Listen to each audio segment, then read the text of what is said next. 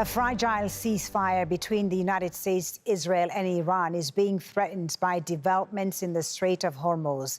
The United States Navy has seized an Iranian-flagged cargo ship, the Touska, heading towards Bandar Abbas. President Donald Trump says the vessel was trying to breach a U.S. blockade on Iranian ports in the Gulf of Oman. In the past hour, U.S. Central Command has released this video showing the interception.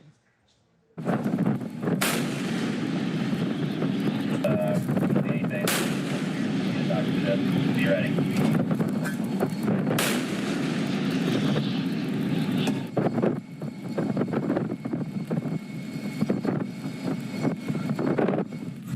Motor vessel Touska, vacate your engine room.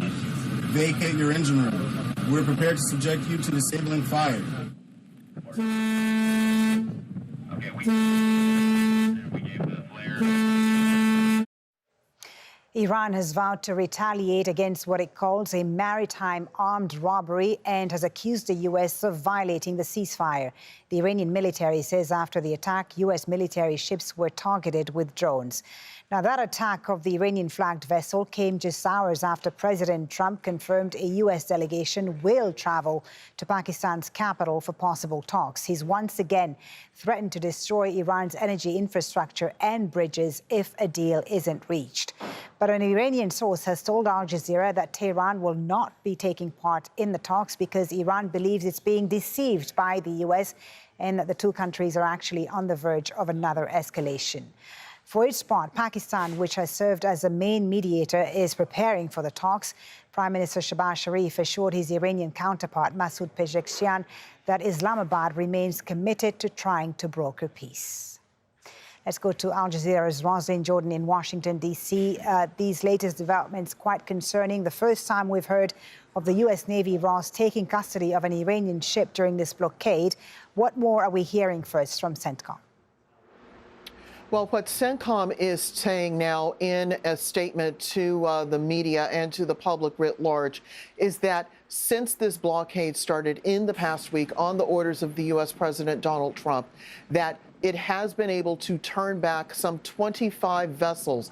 This incident, which happened on Sunday in the Gulf of Oman, is the first time that the U.S. military has actually used force in order to prevent a vessel, an Iranian vessel, from violating the U.S. blockade. Now, it is worth pointing out that earlier on Sunday afternoon here in the United States, Donald Trump on his personal social media platform announced that the USS Spruance, which is a guided missile destroyer, had intervened with the sailing of the vessel, the Touska, which is owned by the Iranian government and thus was already a sanctioned vessel and was subject to being intercepted by the U.S. military anyway under U.S.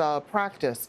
The president and then CENTCOM confirmed that the Touska would not stop its transit toward Bandar Abbas, one of the Iranian ports, and that after 6 hours of trying to verbally stop it from transiting the Gulf of Oman, that is when the video that we all just saw, the U.S. Spruance crew giving a verbal warning that it was going to basically disable the engine room and basically stop the Touska in its tracks. And then after that verbal warning, then several shots were fired from a particular gun on board the Spruance, disabling the Touska, at which point members of the Marine Corps boarded the vessel and apparently have taken control of the vessel. The Iranians, for their part, are denying that this has happened, that the U.S. Navy and the Marines were repelled, and that the Iranians maintain control of the Touska. Whichever is the case, this is the first such military intervention during this blockade. This does put into jeopardy, perhaps, the U.S.'s efforts to have a second round of negotiations with Iranian officials in Islamabad starting late on Monday night. Right, and President Trump has said that a U.S. delegation was on its way to Islamabad. Do we know more about that, who he's sending and what details they have on what they're planning in Islamabad? Well, we don't know specifically what the U.S. delegation is taking to Islamabad to try to convince Iran that there is a way to end this war, which is in its 8th week. But we do know that the U.S. Vice President J.D. Vance is leading this delegation, along with the Special Envoy Steve Witkoff and the president's son-in-law and unofficial government employee Jared Kushner.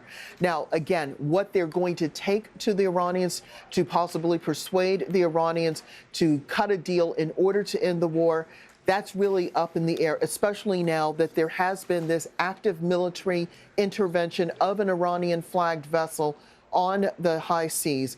We don't know whether or not the Iranians are going to make good on their threat to not show up in Islamabad. They had been saying before this incident was reported that they weren't going to show up because the U.S. blockade was still in effect and that the Iranians felt that there was nothing to discuss as long as the U.S. was trying to block all traffic in and out of Iranian ports. Whether this intervention now makes a difference, we'll have to see. It's going to be a very long 24 hours before we actually see what happens. Indeed. Rosalind, thank you very much for that. That's Ros Jordan, live for us there in Washington, D.C.